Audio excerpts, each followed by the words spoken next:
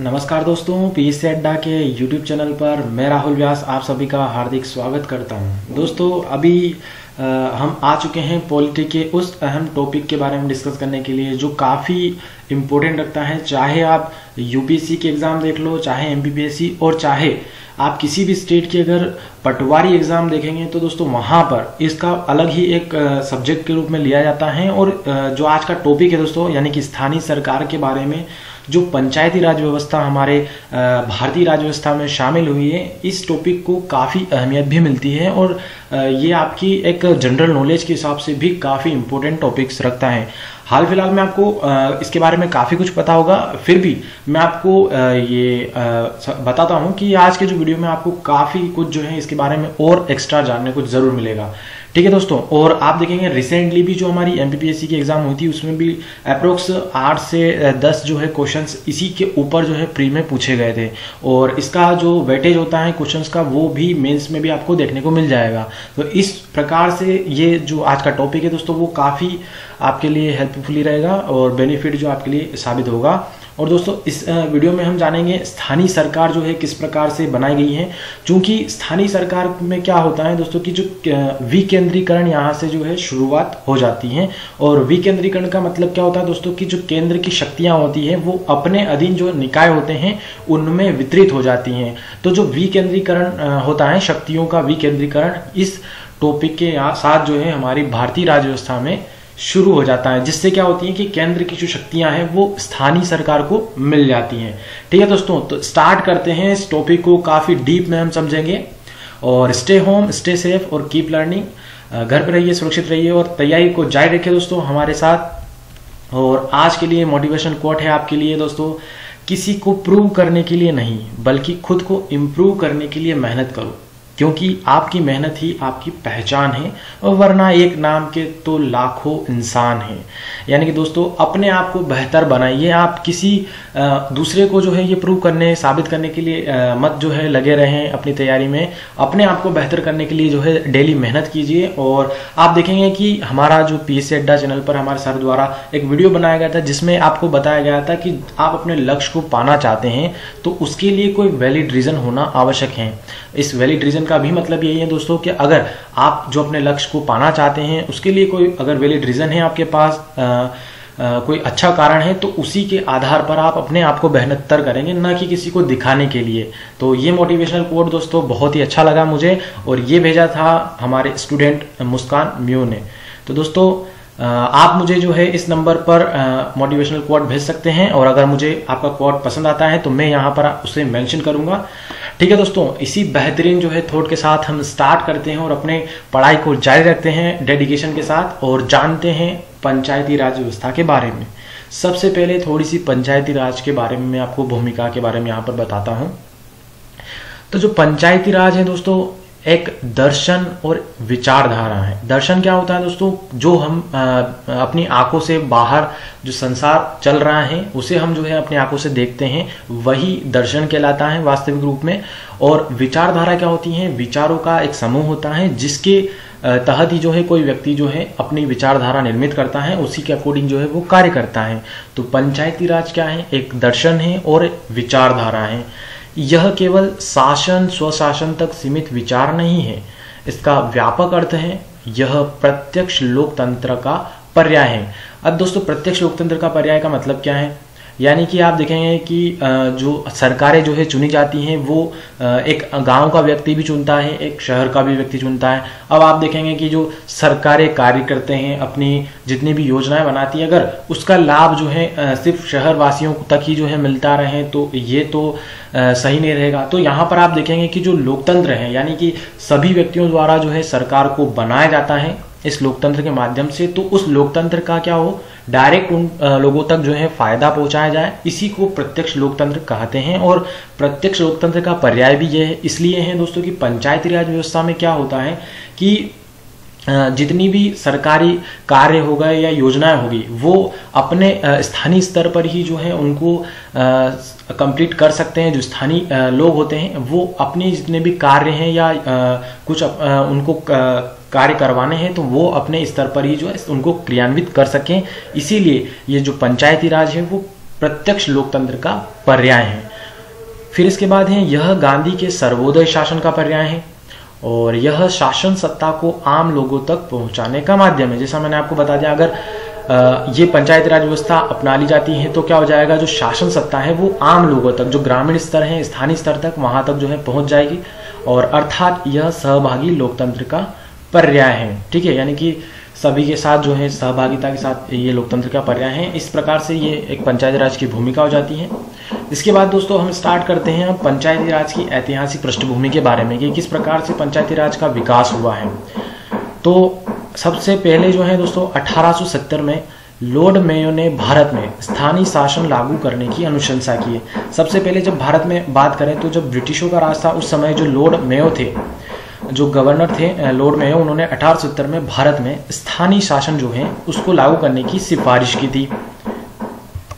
फिर Lord Ripon आए दोस्तों, जो गवर्नर बने लॉर्ड रिपन, इनके कार्यकाल में पहली बार जो है स्थानीय शासन बोर्ड की स्थापना हुई। ये इंपॉर्टेंट दोस्तों, अगर आपसे कभी पूछ लिया जाए कि भारत में स्थानीय शासन का जनक जो है किसे कहा जाता है, तो लॉर्ड रिपन को स्थानीय शासन का जनक कहा जाता है, क्योंकि इसी के कार्यकाल में पहली बार जो है एक स्थानीय शासन बोर्ड जो है बनाया गया और जो क्या करता है, स्थानीय शासन के विकास में एक महत्वपूर्ण संरचनात्मक उपलब्धि मानी गई। क्योंकि आप देखेंगे इससे पहले, यानी लॉर्ड रिपन से पहले सिर्फ लॉर्ड मेयो द्वारा एक सिर्फ सिफारिश की गई थी, परंतु यहाँ पर क्या किया गया, एक बोर्ड बना दिया गया जो स्थानीय शासन के लिए कार्य करता है लॉर्ड रिपन के समय। ठीक है, तो स्थानीय जो शासन का जनक किसे कहा जाता है, लॉर्ड रिपन को कहा जाता है। फिर इसके बाद दोस्तों राष्ट्रीय आंदोलन में महात्मा गांधी जी ने पंचायती राज को अत्यंत लोकप्रिय बना दिया। दोस्तों आप देखेंगे जब महात्मा गांधी जी द्वारा भारत में काफी आंदोलन चलाए जा रहे थे तो उस समय क्या किया, उन्होंने अपनी विचारधारा के माध्यम से इस पंचायती राज व्यवस्था को उन्होंने अत्यधिक लोकप्रिय जो है बना दिया और वो भी हम देखेंगे किस प्रकार से। तो जो संविधान सभा में पंचायती राज व्यवस्था का समर्थन प्रसिद्ध गांधीवादी नारायण अग्रवाल ने किया और पंचायती राज को संविधान के निर्देशक तत्व के भाग में सम्मिलित किया गया।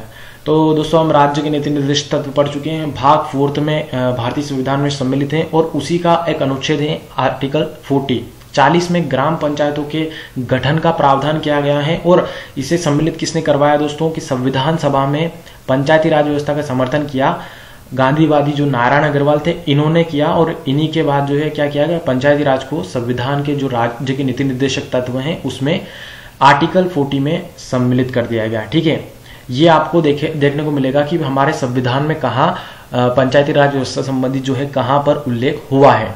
ठीक है, आर्टिकल 40 में। इसके बाद दोस्तों कि स्वतंत्र भारत में जे.सी. कुमारप्पा ने गांधीवादी आदर्शों के आधार पर गांधीवादी अर्थव्यवस्था का समर्थन किया।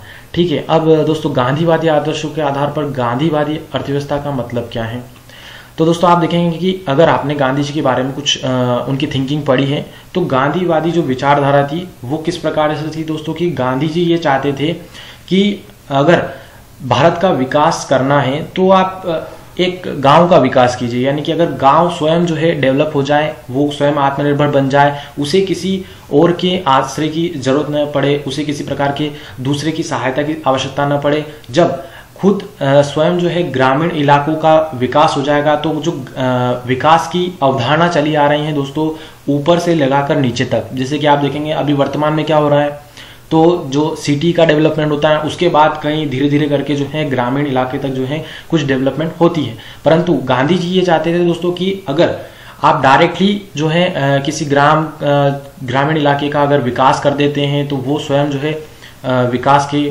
हो जाएंगे, विकसित हो जाएंगे और उसके बाद क्या होंगे दोस्तों, जो विकास की धारा है वो गांव से लगाकर आप देखेंगे तो शहरी क्षेत्रों तक जो है पहुंचेगी। इस प्रकार जो गांधी जी ये चाहते हैं दोस्तों कि गांव में जो है कुटीर उद्योगों की स्थापना की जाए, गांव को ज्यादा प्राश्रय दिया जाए और गांव का अत्यधिक विकास किया जाए। इस प्रकार जो है गांधीवादी अर्थव्यवस्था जो है काफी विस्तृत है, बाकी मैंने आपको यहाँ पर एक शॉर्ट रूप में समझा रहा हूँ।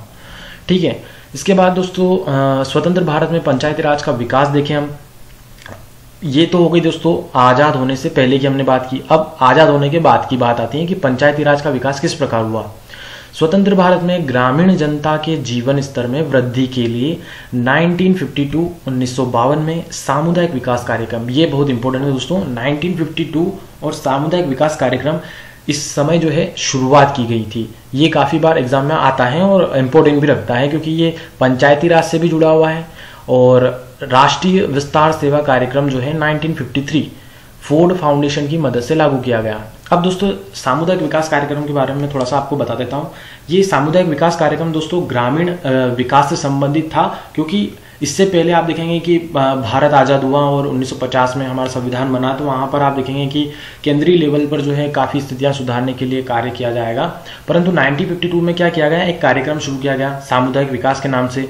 और सामुदायिक विकास में क्या शामिल किया गया दोस्तों, इनका उद्देश्य था कि जो ग्रामीण इलाके हैं, ग्रामीण विकास है, उनको जो है समुदाय के आधार पर जो है विकसित किया जाए। समुदाय के आधार पर किस प्रकार से, जैसे कि जितने भी समुदाय हैं ग्रामीण इलाके, तो उनका जो है एक पूर्ण रूप से विकास जो है किया जाए, इसके लिए ये कार्यक्रम स्टार्ट किया गया था।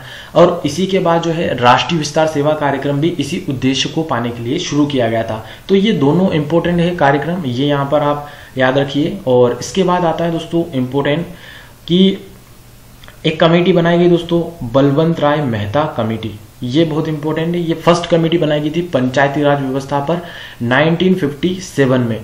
तो यहाँ पर इसलिए दोस्तों अब हम कमेटियों को देखेंगे यहाँ पर कि किसी भी एग्जाम में डायरेक्टली इन कमेटियों का सन पूछा जाता है, पंचायती राज व्यवस्था से संबंधित है इसलिए। और अगर आप मेंस की बात करेंगे तो हमें इन कमेटीज ने क्या सिफारिश की है वो याद होना चाहिए। अगर मेंस में क्वेश्चन बना भी सही पंचायती राज व्यवस्था से संबंधित, तो इनकी सिफारिशों से संबंधित बन सकता है। अब दोस्तों हम देखते हैं बलवंत राय मेहता कमेटी क्यों बनाई गई थी। तो सामुदायिक विकास कार्यक्रम जो मैंने आपको बताया, इसके अंतर्गत ग्रामीण लोगों को सस्ते बीज और बेहतर तकनीकी सुविधाएं देने का प्रयत्न किया गया। जैसे मैंने बताया कि अगर ग्रामीण इलाके का विकास करना है तो उनको पूरे समुदाय के रूप में विकसित किया जाए। ऐसा ना हो कि अगर विकास की जो धारा है वो किसी पर तो पड़े और किसी पर न पड़े, तो वो आप देखेंगे कि उनका पूर्ण रूप से विकास होना चाहिए। इसके लिए स्टार्ट किया गया था। परंतु इस कार्यक्रम के बेहतर क्रियान्वयन के लिए बलवंत राय मेहता कमेटी की स्थापना की गई। इसी सामुदायिक विकास कार्यक्रम को बेहतर करने के लिए क्या किया गया, इस कमेटी को बनाया गया था। अब इस कमेटी ने अपनी एक रिपोर्ट तैयार की और इस रिपोर्ट में निम्नलिखित सिफारिशें की। दोस्तों ये याद रखिए क्या क्या सिफारिशें की थी। तो त्रिस्तरीय पंचायती राज की स्थापना की जाए, 3 स्तर पर क्या की जाए, पंचायती राज की स्थापना की जाए। फिर है इसके अंतर्गत ग्राम पंचायत का जो चुनाव है वो प्रत्यक्ष एवं सीधा होना चाहिए। यानी कि जो ग्राम पंचायत होती है उनके सदस्य, जो सरपंच होते हैं, अध्यक्ष होते हैं, इस प्रकार के जितने भी ग्राम पंचायत संबंधित जो चुनाव होंगे दोस्तों, वो प्रत्यक्ष रूप से यानी कि डायरेक्टली वोट होने चाहिए। अब आप देखेंगे कि अभी वर्तमान में अगर किसी को ग्राम पंचायत का सदस्य बनना है चुनाव में, तो उसके लिए न्यूनतम आयु 21 होती है। और जो चुनाव होते हैं दोस्तों ग्राम पंचायत के, वो वयस्क निर्वाचन पद्धति जो होती है उसी के आधार पर होते हैं। यानी कि 18 वर्ष से जो 18 वर्ष का जो है कोई व्यक्ति हो जाता है तो वह जो है चुनाव में भाग ले सकता है, यानी कि चुनाव में वोट भी डाल सकता है। तो उस आधार पर ही जो है इसका चुनाव भी होता है।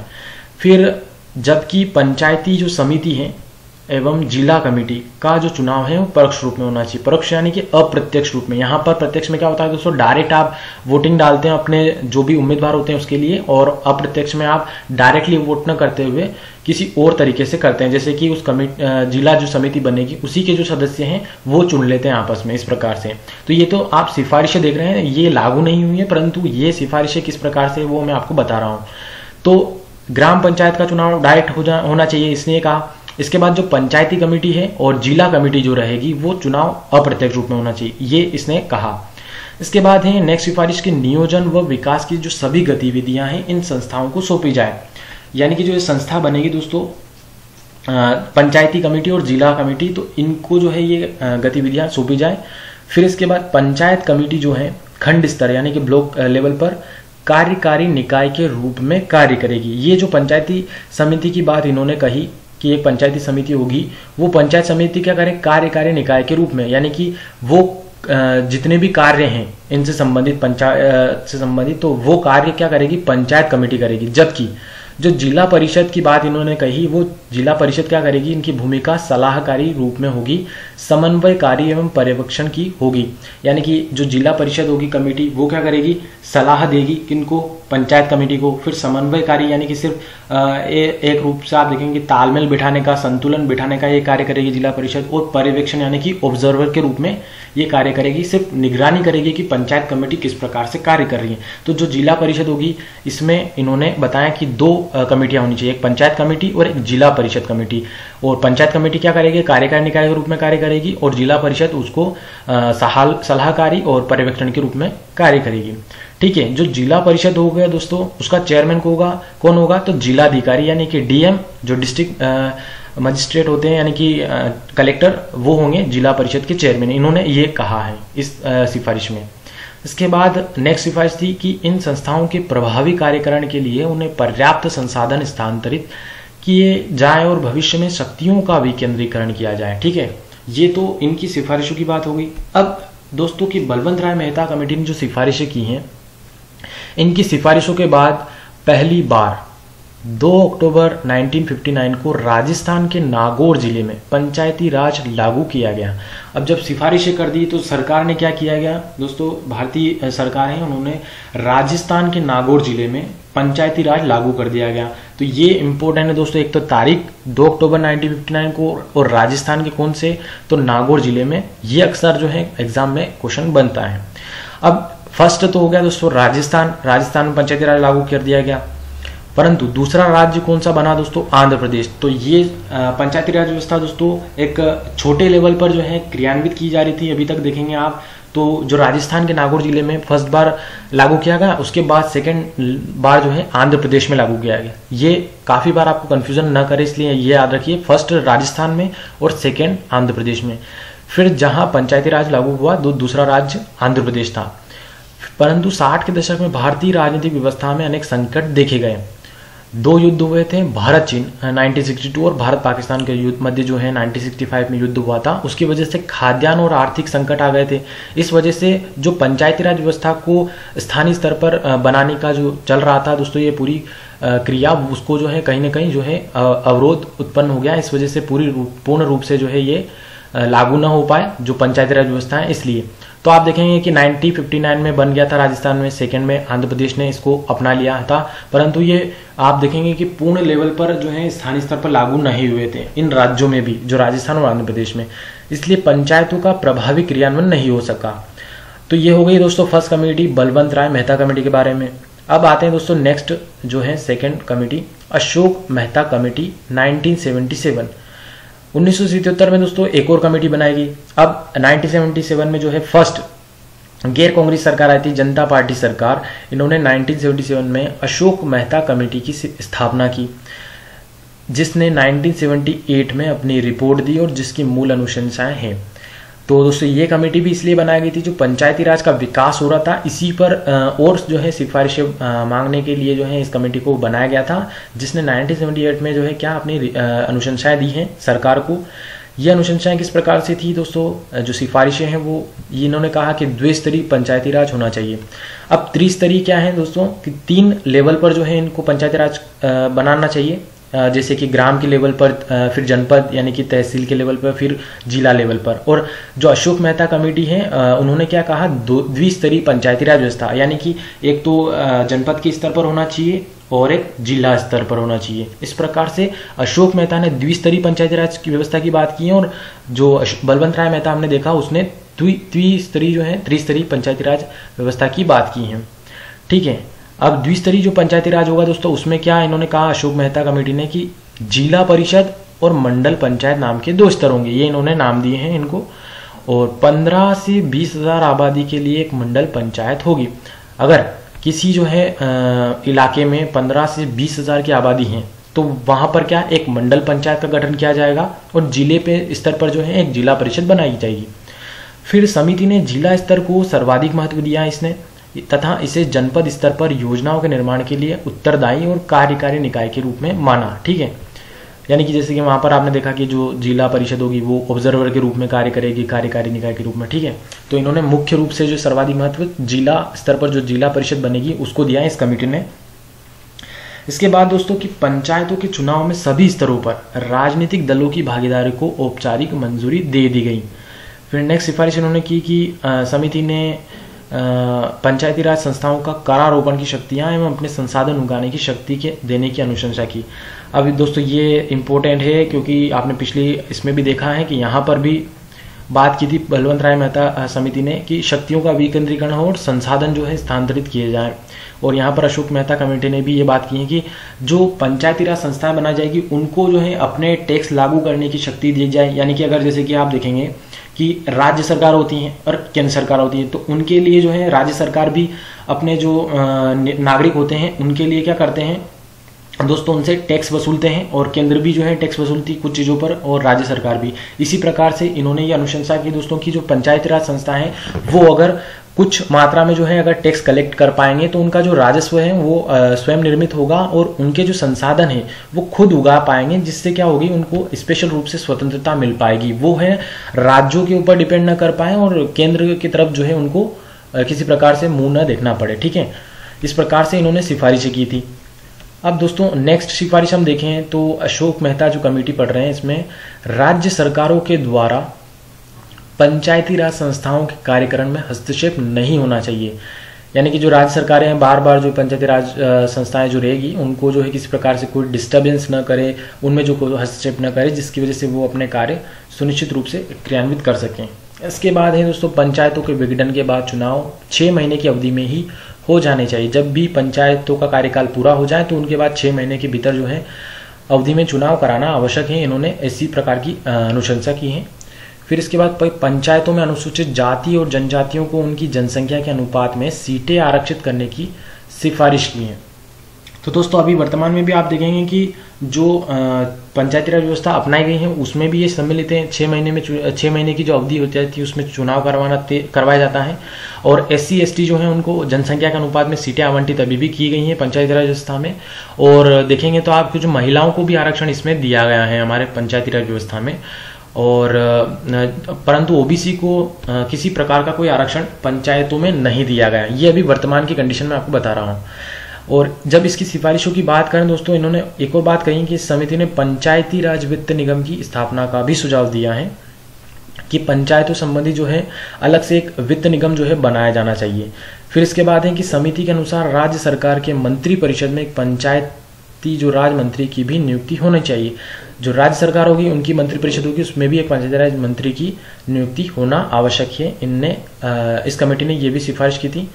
इसके बाद है राज्य के मुख्य निर्वाचन आयुक्त जो होंगे उनके द्वारा भारत के मुख्य निर्वाचन आयुक्त की सलाह से पंचायतों के चुनाव आयोजित होने चाहिए। अभी वर्तमान में भी देखेंगे दोस्तों आप कि केंद्र के लिए हमने निर्वाचन आयोग पढ़ा है, उसमें मुख्य निर्वाचन आयुक्त होता है। तो जो केंद्र के और राज्यों के चुनाव के लिए वो निर्वाचन आयोग कार्य करता है। और राज्य में जो पंचायती राज व्यवस्था है दोस्तों, अभी पंचायतों के चुनाव कराने के लिए राज्य निर्वाचन आयुक्त बनाया गया है। तो उस राज्य निर्वाचन आयुक्त में कौन होता है? राज्य का जो मुख्य निर्वाचन आयुक्त है उसके जो है उनकी सलाह पर क्या कराएगा? मुख्य निर्वाचन आयुक्त होगा जो राज्य का, वो चुनाव आयोजित कराएगा पंचायतों के। तो ये तो दोस्तों वर्तमान की कंडीशन भी सिमिलर है इसके समान ही, और ये सिफारिश अशोक मेहता कमेटी ने की थी। फिर इसके बाद दोस्तों की विकास पंचायत से अलग एक न्याय पंचायत की भी स्थापना होनी चाहिए, जिसका अध्यक्ष कौन हो? न्यायाधीश हो। इस प्रकार की सिफारिश ने की थी। इसके बाद दोस्तों नेक्स्ट कमेटी आती है पंचायती राज संबंधित दांतेवाला कमेटी। हालांकि ये कमेटी इतनी चर्चा में रहती नहीं है और इससे क्वेश्चन भी नहीं बनते, क्योंकि इस कमेटी ने सिफारिश इस प्रकार की थी कि इस कमेटी ने खंड स्तर पर नियोजन की अनुशंसा की थी, यानी कि ब्लॉक लेवल पर, कि उस ब्लॉक लेवल पे जो है यानी कि जनपद के स्तर पर नियोजन जो है की जाए, प्लानिंग की जाए, तथा गांव, जनपद एवं राष्ट्रीय स्तर पर नियोजन को अंतर संबंधित करने का इसने बल दिया था। यानी कि गांव और जो जनपद है उसको राष्ट्रीय स्तर पर जो है कनेक्ट करने की इन्होंने बात की थी। ठीक है, परंतु ये इतनी इंपॉर्टेंट भी नहीं, क्योंकि इससे संबंधित कोई सिफारिश न तो लागू हुई है, न ही जो है किसी प्रकार से ज्यादा इसको दी गई है। ठीक है, इसके बाद आती है दोस्तों GV राव कमेटी, और ये बनी थी 1985 में। अगर यहाँ पर आपको कोई डाउट हो, जैसे कि PV राय कमेटी भी सुनने को मिलता है, तो आप चेक कर लीजिएगा। वैसे GV राव कमेटी सही होना चाहिए। तो ये बनी थी 1985 में, और इस कमेटी ने दोस्तों इस प्रकार से बनाई गई थी कि योजना आयोग जो था पहले, इन्होंने ग्रामीण विकास एवं गरीबी निवारण कार्यक्रम की स्थापना के लिए इस कमेटी की स्थापना 1985 में की थी। और इसने क्या क्या सिफारिश की थी दोस्तों कि ग्रामीण विकास के लिए पंचायतों का पुनर्जीवन आवश्यक है। इसके अनुसार जो है जिला परिषद सभी विकास के कार्यक्रमों के निर्धारण में केंद्रीय संस्था होनी चाहिए। जो जिला परिषद की अभी हम चर्चा कर चुके हैं दोनों कमेटियों में, वो क्या करे दोस्तों, विकास के कार्यक्रमों के निर्धारण में एक केंद्रीय संस्था के रूप में होनी चाहिए, ये इन्होंने सिफारिश की थी।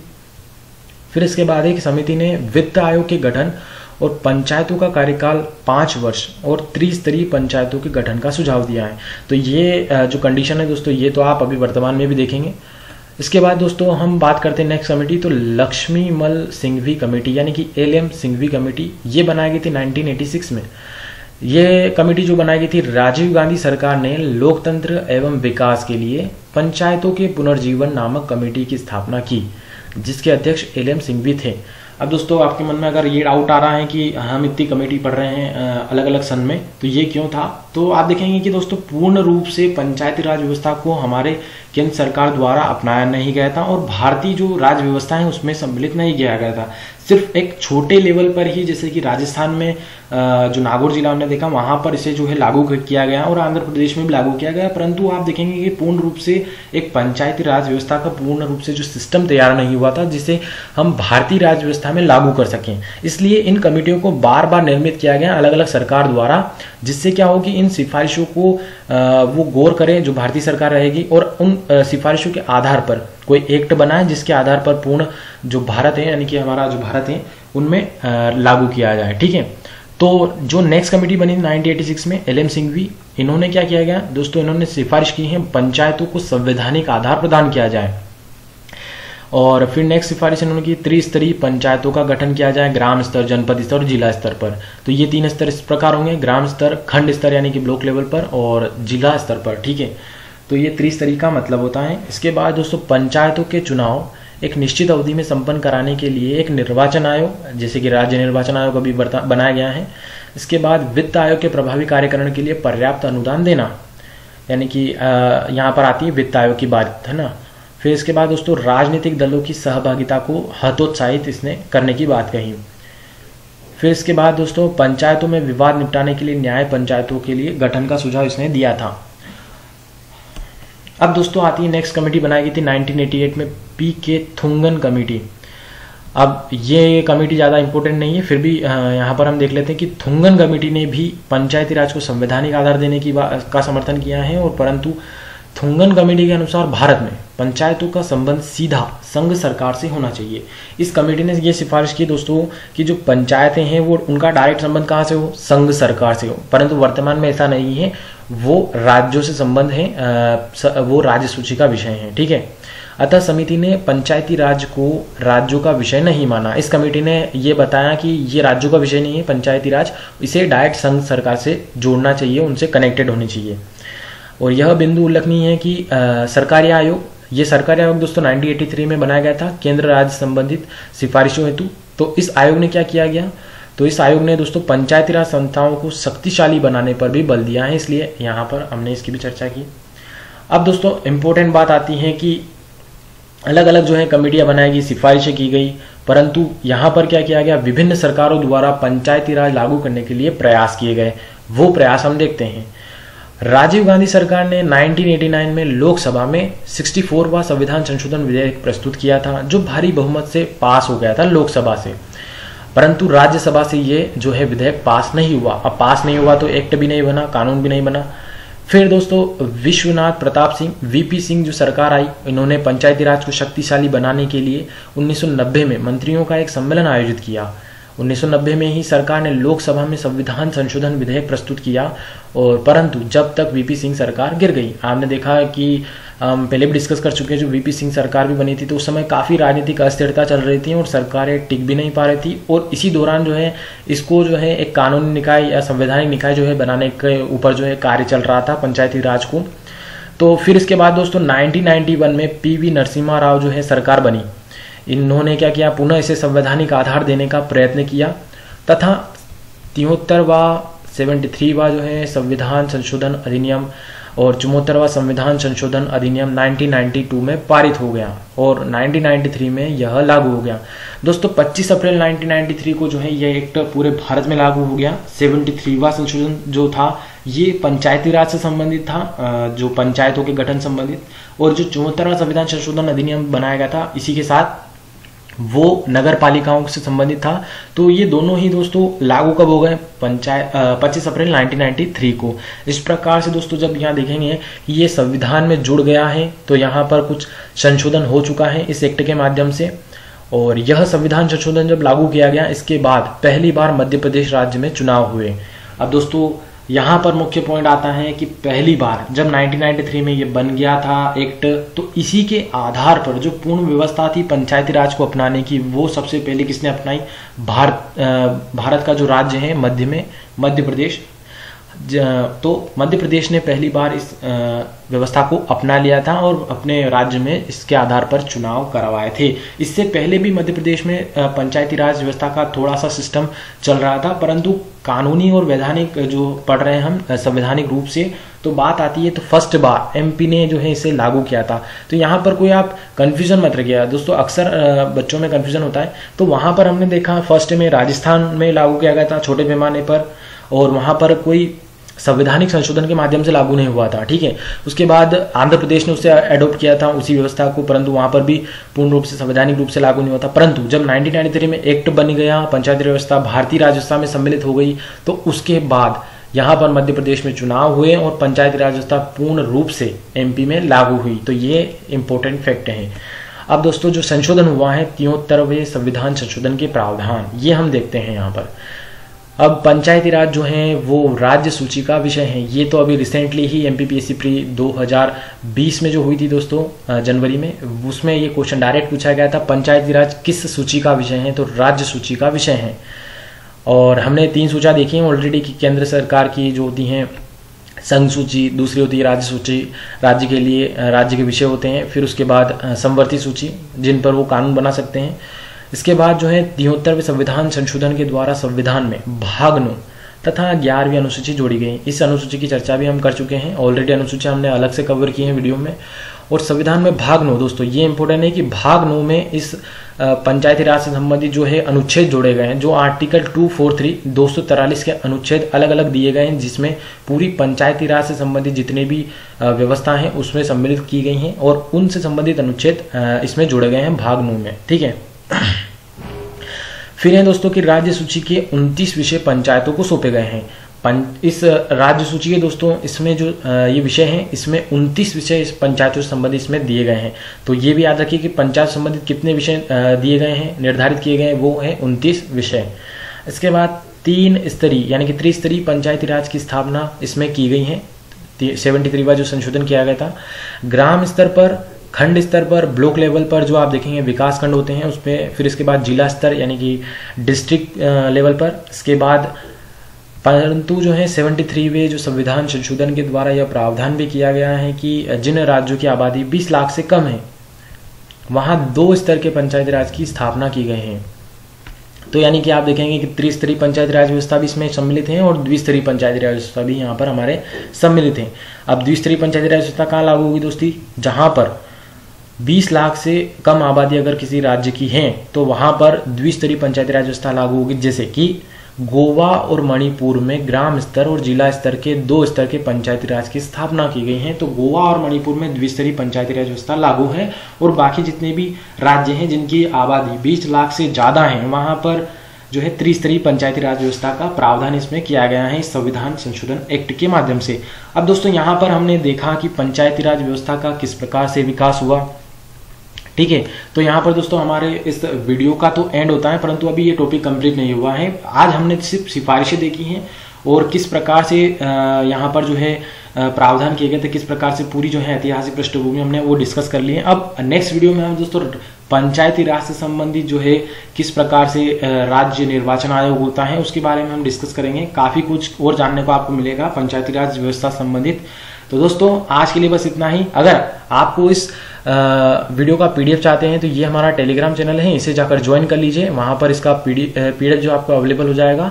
और आप चैनल पर नए हैं तो चैनल को सब्सक्राइब कर लीजिए, जिससे हमारी आने वाली वीडियोस की नोटिफिकेशन आपको मिलते रहे। और दोस्तों अगर आपको कुछ समस्या है मेरी वीडियो संबंधित तो आप मुझे इस नंबर पर कांटेक्ट भी कर सकते हैं। और आज के लिए दोस्तों बस इतना ही। आप सभी का मैं तहे दिल से धन्यवाद करता हूँ। ठीक है, शुभ रात्रि।